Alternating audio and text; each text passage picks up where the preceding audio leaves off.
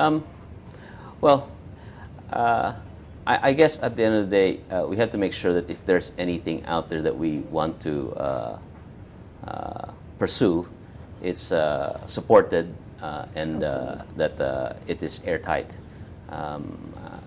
I know that some people may think that we have not even bothered to look because really our attention has been focused on trying to resolve many of the problems that were at GSIS, especially as it relates to member services. Right. And I think that that was our priority, that we should try to put our house in order, that we should try to address this many concerns, a lot of the frustrations for our members. And really, that's what we embarked on in the first 2 years. Now that this is all improving, it gives us a time as well to now look at some of these things. We have been looking at some of the I guess what you call transactions or some of the policy changes that have been put, and you know, we will act when we see that there's enough there to pursue. Your reputation has preceded you. You've been successful abroad, and when you came over, we were actually looking as business journalists. We're actually looking what you'll do with the funds. You have big funds, all over 600 billion, Mm-hmm. and one of the things you've been featured on recently is your statement about the Philippine stock market. You sit in the board, Yes. and you said that you want to increase your share of your portfolio, the stock markets, the equity markets share in your portfolio. That's right. To 15%, is it? Yeah, I think I made that statement early on because when we came in 2010, I looked at the 4%. portfolio. We had less than 5%, Yes. 4% in equities, and in fact we had this investment in international markets. The 1 billion The 1 global billion investment global fund, investment fund, which was which you decided to bring which back we home. which we bought back home. That's right.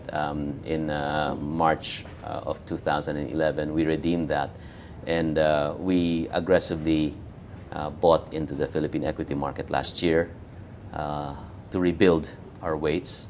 And I'm so glad that we did that because clearly our market is the best performing by far in the region. We're in the 37th record high so far for Yes, the year. yes, for the year. And even from the start of this year, we're still adding.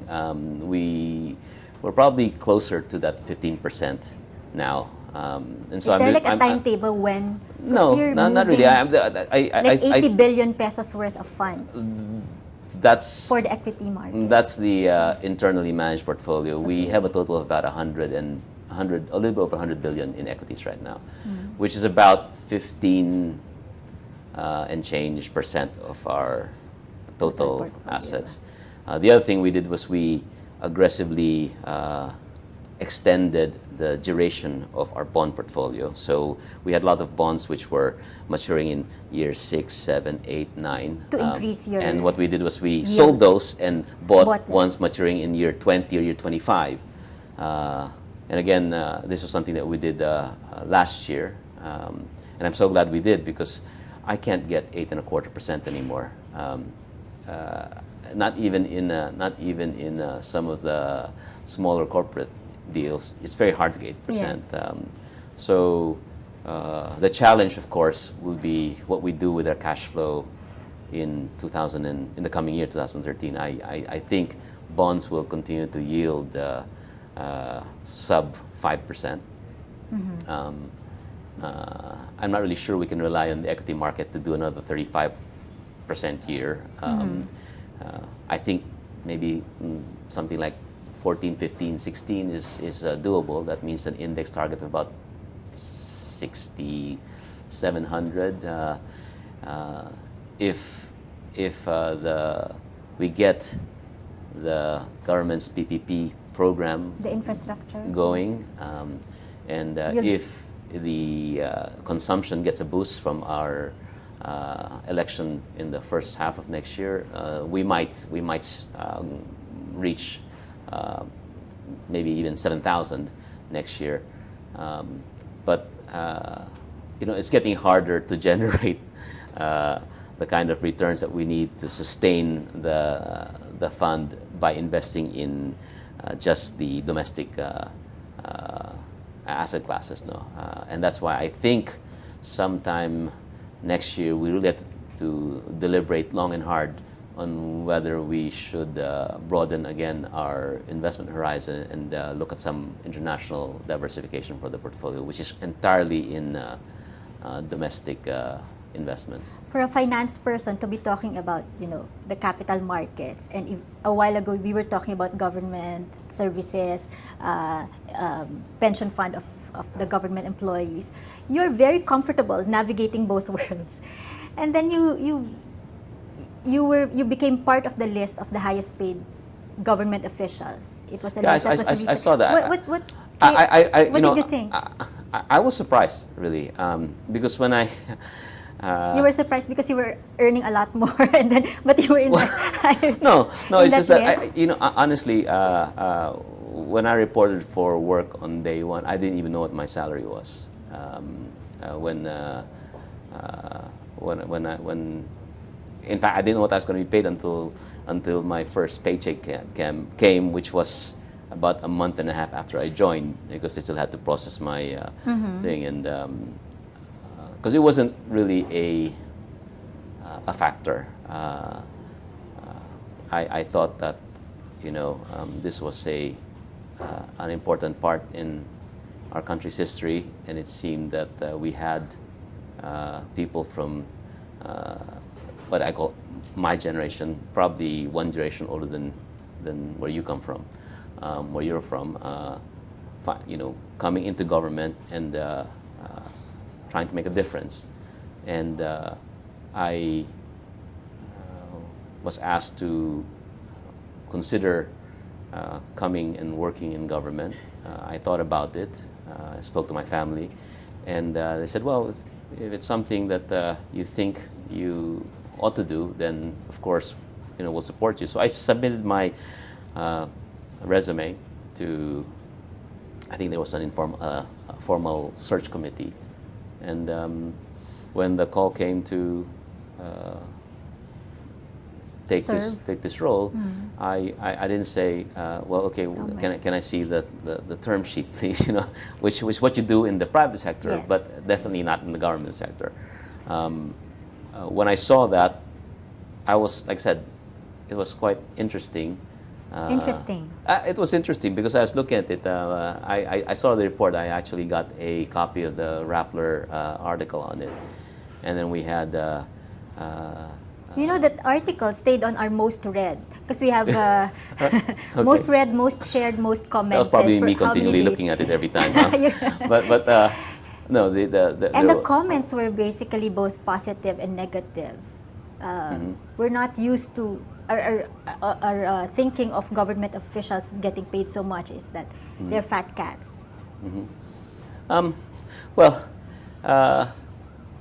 as you mentioned, the GSIS is one of the largest, I would say probably the largest fund out there. The people who run it are supposed to be looking after the welfare of government employees in their old age. It's that list did not just identify one, but several people from the various financial Most institutions. of them are actually in the financial. Yes, you have the and really, central bank I think governor there. And it's a recognition that you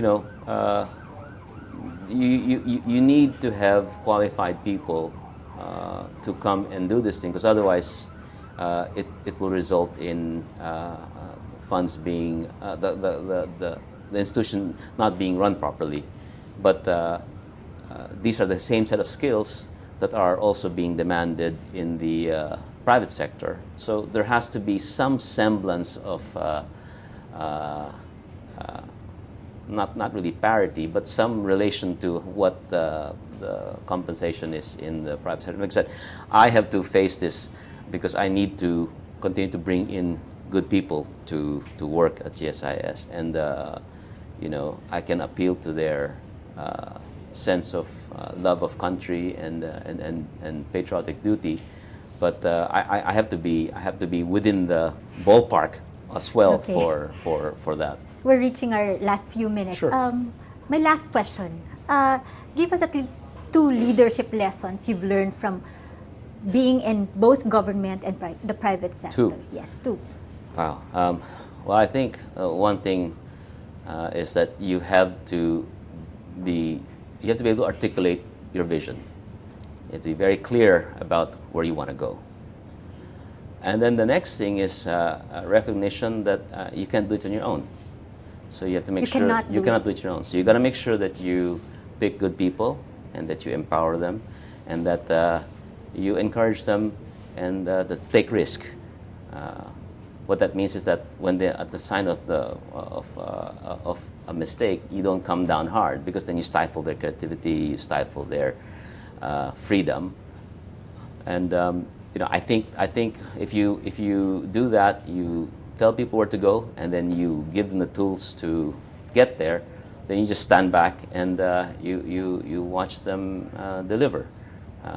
It's worked for me in the private sector when I used to run a team of traders. I think that over the last 2 years, it's something that at GSIS people are beginning to understand and appreciate. Okay, thank you very much for joining us here at Talk Thursday. Thank you, Join Lala. us again next time here in Talk Thursday.